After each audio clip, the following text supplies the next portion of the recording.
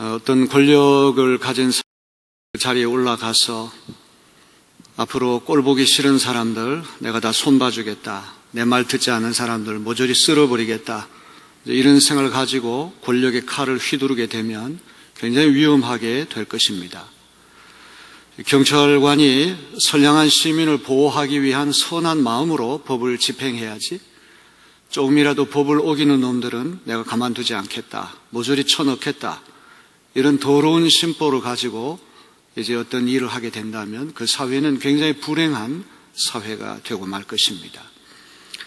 사람이 이럴지인데 하나님께서도 마찬가지십니다. 하나님의 마음은 우리를 치료하시고 용서하시고 회복하시고 구원하시는 것이 하나님의 관심이지, 쓸어버리고 심판하시고 어떤 저주하고 멸망하는 것이 하나님의 뜻은 아닐 것입니다.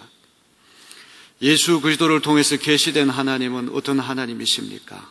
그 사람의 죄가 아무리 크다고 할지라도 자기의 죄를 인정하고 겸손히 회개하는 이는 주님께서 무조건 다 용서해 주셨어요.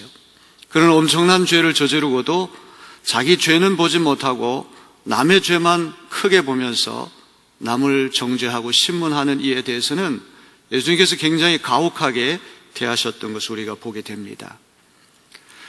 유다 백성이 바벨론 제국에 의해서 망하고 10,000명 가까이 되는 많은 사람들이 오늘날 이라크의 바그다드쯤 되는 바벨론 제국의 포로로 잡혀갔습니다.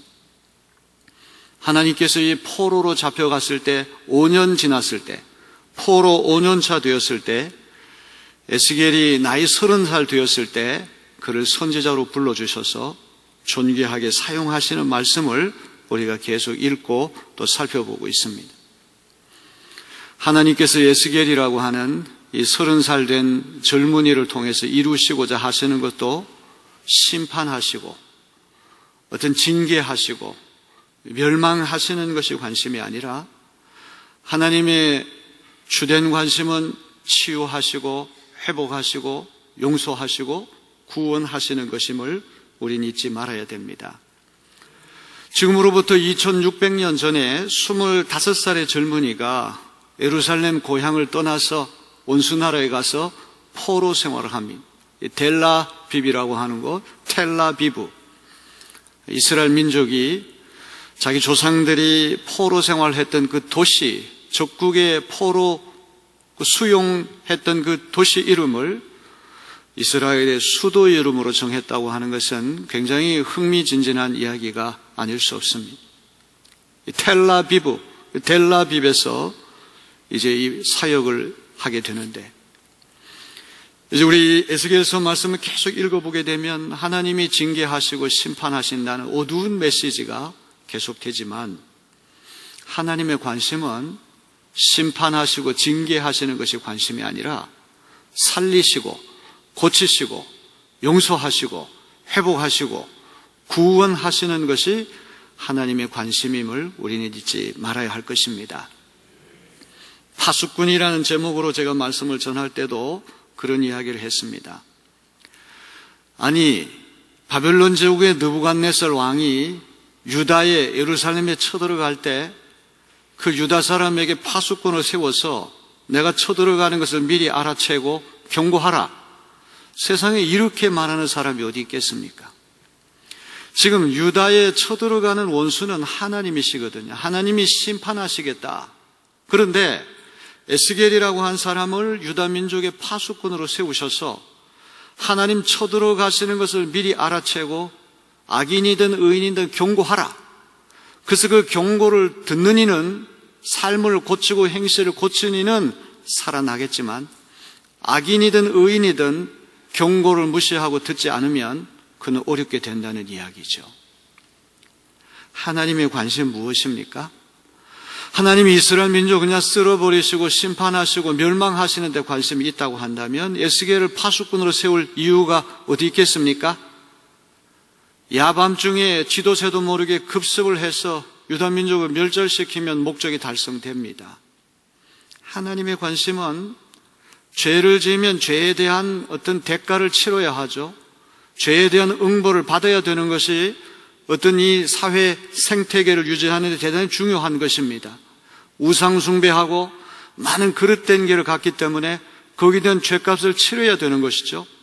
그래서 하나님께서 심판의 칼을 들고 유다 민족에게 쳐들어가는데 에스겔을 파수꾼으로 세워서 하나님 쳐들어가시는 것에 경고하라. 이 말은 유다 민족을 살리시는 것이 주님의 관심임을 보여주는 거예요. 우리는 전염병이라고 하는 전대미문의 악한 세력에 의해서 포로 생활하고 있습니다. 유다 민족만 바벨론 포수 생활한 것이 아니라 우리도 전염병으로 인한 포로 생활하고 있다고 저는 생각합니다. 정말 동서남북을 다 둘러봐도 하나님 어디에다가 마음을 둬야 합니까?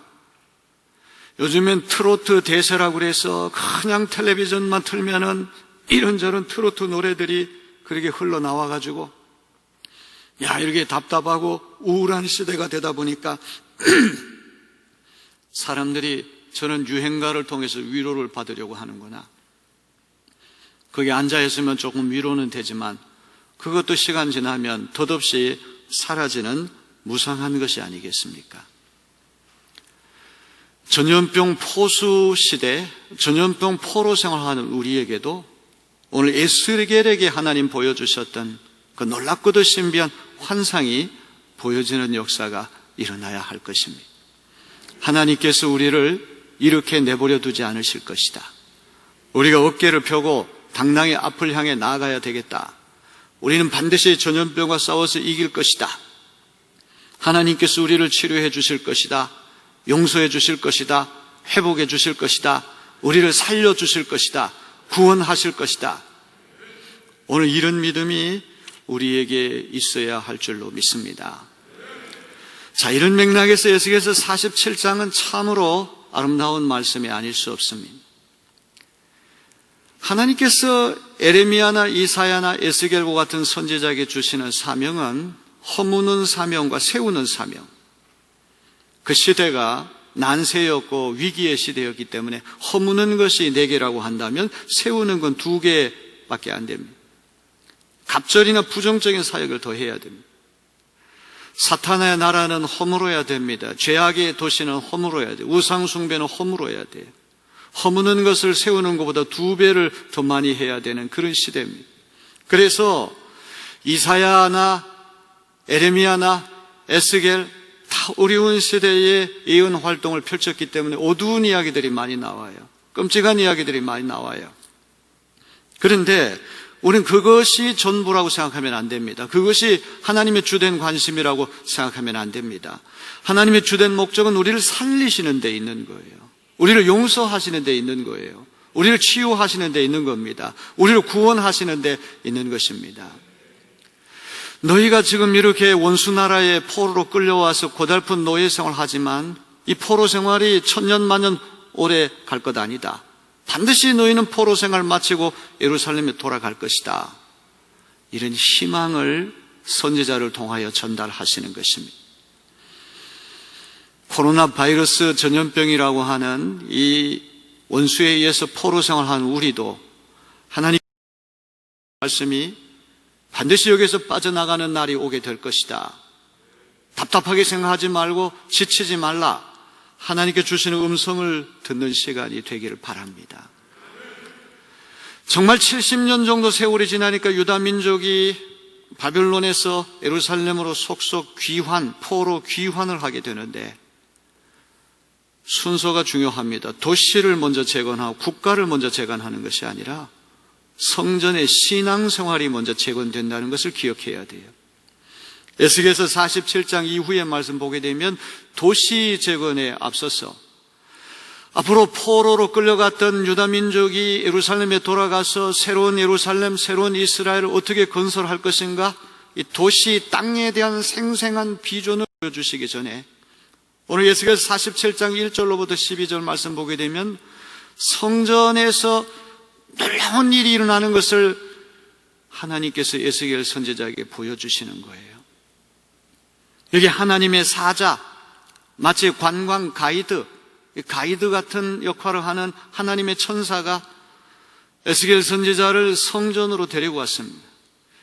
예루살렘 성전이 있는 동쪽 방면으로 있는 성전 문지방에서 물이 쫄쫄쫄쫄 흘러내려오는데 그 계속 흘러내려오는 물이 성전 주변을 가득 채우더니만 이 하나님의 천사가 가이드가 줄자를 가지고 500m, 천척이라고 되는데 천척은 500m를 얘기해요. 500m쯤 가가지고 물을 깊이를 재는데 발목까지 왔다는 거예요. 또 거기서 500m를 더 가서 또 수심을 재는데 이번에는 무릎까지 왔다는 거예요. 그 다음에 또 500m를 더 진행해가지고 또 물 깊이를 측량을 하는데 이번엔 허리까지 왔다는 거예요. 추지 아니하고 계속 앞으로 더 500m 나아가서 수심을 측량했더니 큰 강물이 되어서 헤엄을 쳐야지만 살아날 정도로 깊은 물이 되었다. 여기 내리교회라고 하는 성전에서부터 물이 조금씩 쫄쫄쫄쫄 흘러나오는 것이 성전 주변 동인천을 다 적시고 인천을 적시고 대한민국을 적시고 세계를 적신다는 이런 놀라운 환상이 아니겠습니까? 여러분, 오늘 우리 내리교회에서 흘러나오는 이 복음의 소식, 이것이 생명수인 것을 믿으시기를 바랍니다. 요한복음 7장 38절에서 예수님 말씀하시기를 나를 믿는 자는 그 배에서 생수의 강이 흘러나오리라. 예수 그리스도를 믿는 이들은 배에서 생명수 강이 흘러나오게 되는 것입니다. 복음이라고 하는 말을 유앙겔리온이라, 유앙겔리온, 유라고 하는 말은 좋다는 말이에요. 그래서 이 라틴어나 독일어나 영어나 할 것 없이 이 유라고 하는 접두어를 갖게 되는 것은 다 좋다는 의미. 앙겔리온이라는 말은 뉴스, 소식이라는 말. 유앙겔리온 그러면 좋은 소식, 기쁜 소식, 복된 소식. 유앙겔리온이라고 하는 말은 로마 황제와 관계된 말입니다. 황제와 관계된 것은 다 유앙겔리온이. 장차 로마 황제가 될 어린 아기 세자가 태어날 때 유앙겔리온, 황제가 결혼하는 소식 유앙겔리온, 전쟁에 참전해서 승전할 때 유앙겔리온, 카이저, 시저가 하나님의 아들이라고 생각했던 그 시대에 이 로마 황제와 관련된 유앙겔리온이 모조리 예수 그리스도께로 연결됐다는 말이죠. 십자가에 사형수로 처형당하신 그분이 하나님의 아들이시고 우주 만물을 다스리시는 구세주이시다. 그분이 태어난 것, 그분이 십자가 달려 돌아가신 것, 그분이 부활하신 것 다 유앙겔리온인 줄로 믿습니다. 예수 그리스도에 관한 일체의 소식은 다 유앙겔리온입니다. 아니, 예수님 그분이 유앙겔리온인 것을 믿으시길 바랍니다. Person and work of Jesus Christ. 예수의 인격, 예수님이 어떤 분이냐, 예수님 무엇을 하셨느냐, 그분과 관계된 인격, 삶, 일체가 유앙겔리온이라고 하는 것을 기억해야 할 것입니다. 사랑이 답답하고 침울하고 어려운 시대라고 할지라도 여기 내리교회 성전에서 흘러나오는 복음은 수 강이 되어서 우리 내리교인들의 삶을 적실 뿐만 아니라 동인천을 적시고 대한민국을 적시고 세계를 적시는 생명수 강이 되어야 할 줄로 믿습니다. 이 생명수가 흘러 들어오는 곳마다 죽었던 이들이 살아나고 병든 이들이 고침받고 절망했던 이들이 소망을 얻는 놀라운 역사가 일어나게 될 줄로 믿습니다. 여러분, 예수님께서 자기 자신을 성전이라고 말씀하셨잖아요. 나를 허물라, 성전을 허물면 내가 사흘 만에 다시 세우리라. 예수님이 새로운 성전이 되어서 십자가에서 무너지셨는데 부활하심을 통해 사흘 만에 예수님은 다시 세움받게 된 것입니다. 고린도전서 3장 16절은 우리가 하나님의 성전이다 이렇게 말했습니다. 여러분, 세상을 치유하고 세상을 살리고 고치고 회복하는 생명수는 우리 자신의 마음에서부터 또한 흘러나와야 할 줄로 믿습니다. 먼저 우리 마음이 고운 마음이 되어야 되겠고, 선량한 마음이 되어야 되겠고, 하나님께서 통치하시는 마음이 되어서 이 마음 깊은 곳에서부터 복음의 능력이 흘러나와서 온 세상을 새롭게 하는 놀라운 역사가 일어나야 할 줄로 믿습니다. 이 하나님의 사자가 관광 가이드처럼 500m, 자그마치 2km 지점까지 갔다가 다시 돌아오게 되는 그런 장면 우리가 보게 되는데, 벌목에서 무릎으로, 무릎에서 허리로, 허리에서 전신 온 몸이 다 침수될 정도의 강물이 범람했다고 하는 환상을 우리에게 보여주는 거예요.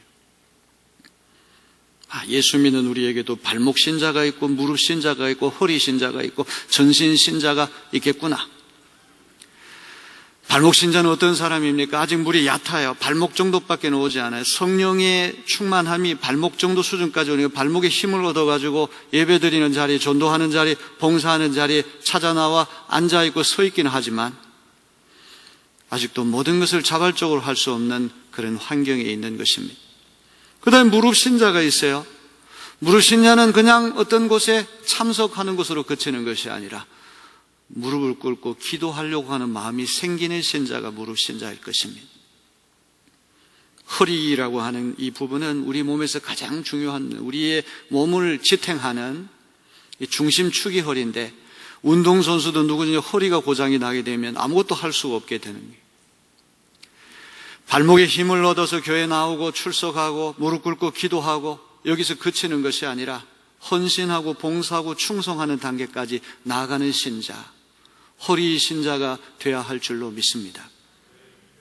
몸만 왔다 갔다 하는 것보다는 뭔가 내가 교회에서 새로 오는 이들을 영접하는 안내위원이 된다든지, 주방에 가서 일을 한다든지, 전도 사역을 한다든지, 뭔가 봉사할 수 있는 우리가 되어야 하겠습니다.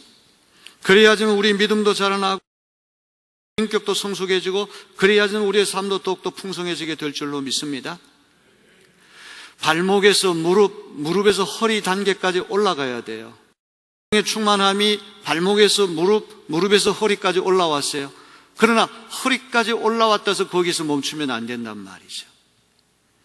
교회 찾아 나오기는 하지만 여전히 사람들이 나를 알아주기를 바라고, 무릎 꿇고 기도한다고는 하지만 왜 나만 이렇게 기도해야 돼? 원망하는 마음이 생길 수 있고, 허리까지 물이 차 올라가지고 봉사하고 헌신하고 충성한다고는 하지만 조금이라도 소원한 일은 금방 시험에 들고 내 힘으로 뭘 해보려고 하는 이런 어떤 단계가 허리 단계란 말이죠. 하나님의 사자는 성전 문지방에서 흘러내려오는 물이 발목에서부터 무릎으로, 허리로 또 500m 지점을 더 가서 이번에는 강물이 범람해가지고 그 물에 잠겨서 헤엄을 치지 않으면 나올 수가 없는 지경까지 됐다 이 말이죠. 이것이야말로 성령 충만의 단계가 아니고 무엇이겠습니까? 하나님의 은혜 속에 있을 때 불평하는 마음, 원망하는 마음이 사라지고, 비교하는 마음이 사라지고, 어떤 세상의 인본주의, 세속의 어떤 물질주의, 어떤 세속적인 가치관들을 다 내려놓고 그리스도적인 가치관, 기독교적인 가치관에 사로잡혀서 기쁨으로 봉사하고 충성할 수 있는 그런 단계까지 나아가야 할 줄로 믿습니다. 참 어려운 이야기죠. 목사님, 발목에서 무릎까지 가는데도 10년 걸렸는데, 무릎에서 허리까지 가는데 10년 걸렸는데, 어떻게 전신 침수, 성령의 완전한 그러한 충만한 단계까지 제가 나아갈 수 있겠단 말입니까? 다 이해는 가는 얘기죠. 우리의 목표는 전신 침수, 성령 충만의 단계까지 나아가는 우리 모두가 되어야 할 줄로 믿습니다. 이게 하나님의 천사가 이런 신비한 환상을 보여준 다음에 다시금 에스겔을 강가로 올려가지고 다시 거꾸로 돌아오게 하는데, 성전 문지방에서 물이 쫄쫄쫄쫄 조금 나오던 것이 이내 큰 강물이 돼서 사람의 몸이 완전히 잠길 정도가 됐는데, 이것이 바닥까지 흘러들어간 대양을 이루게 됐다는 말이에요. 그래서 돌아오는데 보니까 강가 주변에 강 양쪽 건너편에 나무들이 싱싱하게 푸르게 자라나고 있고 이파리가 푸르고 열매를 풍성하게 맺는 놀라운 광경을 보게 됐어요. 심지어 이 물이 사해까지 흘러들어가서 사해에는 물고기가 살 수 없고 생명체가 살 수 없는 죽은 바다인데 거기까지도 많은 생명체의 물고기들이 막 생겨나가지고 어부들이 그물을 갖고 물고기 잡느라고 난리치는 그런 광경을 보여주었다는 얘기예요. 사해라고 하는 것은 닫힌 바다입니다. 계속 바다가 새로운 물이 들어오고 헛물이 나가고 순환이 돼야 되는데 이게 출구가 없이 갇혀있기만 하니까 그 뜨거운 중동 지역에서 물이 증발이 돼서 계속해서 소금만 만들어내는 거예요. 그래서 보통 바다보다 염기가 6배나 더 강한 것이 사해, 데드시, 죽은 바다 아닙니까? 사해에 가면 수영을 못하는 사람도 가만히 들어가기만 하면 둥실둥실 떠서 저절로 수영할 수 있는 곳이다. 물고기가 살 수가 없습니다. 생명체가 살 수가 없어요. 어떤 조직, 어떤 기관, 어떤 교회든지 간에 순환하는 교회가 생명 있는 교회인 줄로 믿습니다. 계속해서 새로운 일꾼이 들어와서 나중된 자가 먼저 되는 것을 보여주는 교회, 그런 교회가 생명력 있는 교회 믿으시기를 바랍니다. 10년 전이나 20년 전이나 30년이나 전혀 변화되지 아니하고 옛날 사람들만 가득 모여있다면 그거는 사해와 다를 바가 어디 있겠습니까? 우리 내리교회가 생명력 있는 교회가 되기 위해서는 순환하는 교회가 되어야 할 줄로 믿습니다. 계속해서 새로운 일꾼들이 들어와서 이 교회에서 입지를 찾고 그런 이들이 적극적으로 일할 수 있는 분위기가 만들어지는 그런 교회가 내리교회 되어야 할 줄로 믿습니다. 여러분, 인생이라고 하는 것이 얼마나 짧은 것입니까? 너무나 무상한 것입니다. 아차하는 사이에 10년 지나고 아차하는 사이에 20년 지나고 아차하는 사이에 나이 늙어서 더 이상 일하려고 해도 할 수 없는 시대가 우리에게 올 것입니다. 하나님의 교회가 우리 당대에만 이렇게 열심히 하다가 이걸로 우리 그쳐서는 되겠습니까? 우리 내리교회는 면면이 계승하는 교회, 살아있는 교회, 계속해서 아름다운 전통을 이어가는 순환되는 교회가 되어야 할 줄로 믿습니다. 성전 동쪽 방면으로, 예루살렘 성전 동쪽 방면으로 그 문지방에서부터 흘러나오는 물이 사해까지, 죽은 바다까지 흘러들어가서 거기 생명체 물고기란 전혀 없었는데 물고기들이 싱싱하게 뛰어 노는 그런 것이 되고 어부들이 그 물고기 잡느라고 난리를 쳐야 하는 그런 비전을 보여주고 있는 것입니다. 맨 끄트머리에 가니까 우리 12절 말씀 다 같이 한번 읽어볼까요? 강 좌우가에는 각 종목을 과실 나무가 자라서 그 잎이 시들지 아니하며 열매가 끊이지 아니하고 달마다 새 열매를 맺으리니 그 물이 송소를 통하여 나옴이라. 그 열매는 먹을 만하고 그 잎사귀는 약 재료가 되리라. 생명, 치유, 풍요. 성전 문지방에서부터 흘러나온 물은 살리는 물입니다. 생명. 또 이거는 병든 것을 고치는 치유의 생수입니다.